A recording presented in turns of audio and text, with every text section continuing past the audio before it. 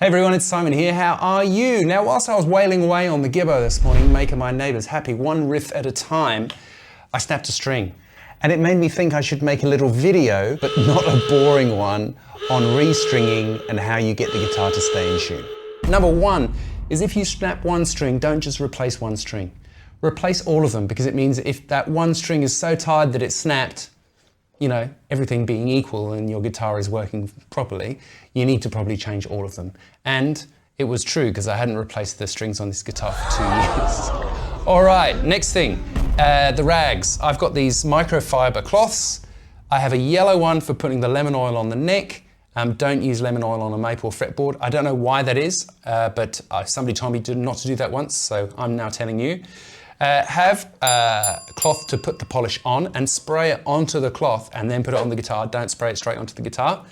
And then have one for taking the polish off. Now I know that seems a bit anal, but just kind of how I roll. Number three is if you have a wraparound bridge, pull the bridge off and then put the strings through and then put it back on. It's just much easier than trying to do it, so have it here and pushing the strings through and all that sort of stuff. People often ask me what strings I use. I'm not sponsored in any way by Elixir, but I've always used Elixir strings. If you work for Elixir and want to send me some strings, by the way, that would be awesome.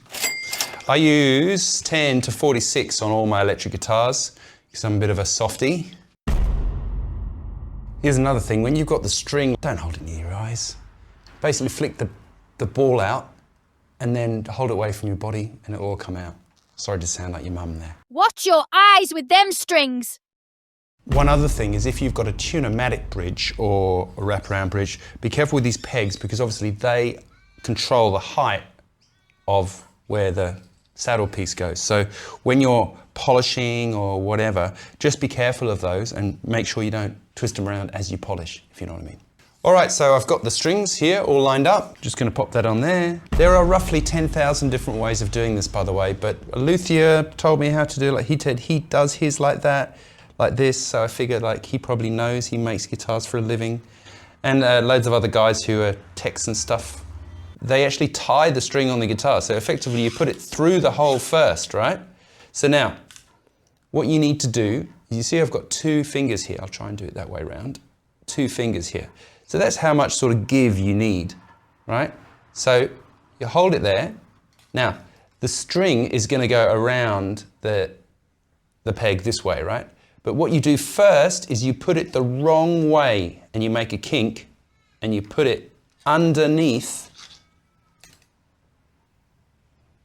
the thing that you just round it round, and then you put it back over the top like this. And whilst you're holding it, you turn the peg. Push it down to make sure it goes under the winds, and there you go. Hey presto, that is it. Let's do it again. Let's do it again. Let's do it like another 6 times. It's pretty easy, right? I know I've done this roughly 8 billion times, so I do make it look a bit easier, I guess. But once you've practiced it a few times, you'll get the hang of it. I find the tuning stability is really, really good. You know, these guitars, these Les Pauls are like really famous for going out of tune, particularly the G string. But once you've done this, I find the tuning problems have gone away. Okay, let's do one on the other side so you can just sort of see how it works. Now, obviously, when we go on the other side, they need to go in the opposite direction, right? So they go that way. But we still need to do the wrong way first. So we put our 2 fingers, we go the wrong way and we go underneath. And then we go over the top. And then we hold the thing and turn the thing. Use a string winder as well. I don't know where mine is at the moment. We just moved house.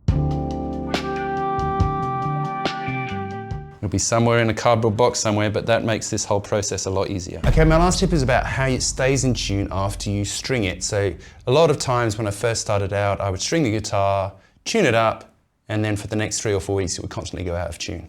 So what you can do is first, just tune it to pitch. Right, once you've got everything tuned to pitch roughly, what you're gonna do is you're gonna use your 3 fingers, 4 fingers, 3 fingers, we're not in The Simpsons, 4 fingers and your thumb, and you're just gonna pull gently up and down the string and push with your thumb at the same time. This basically seats it at the saddle and seats it on the tuning peg really beautifully, right? So it won't go out of tune as much as if you don't stretch the strings once you've put them on.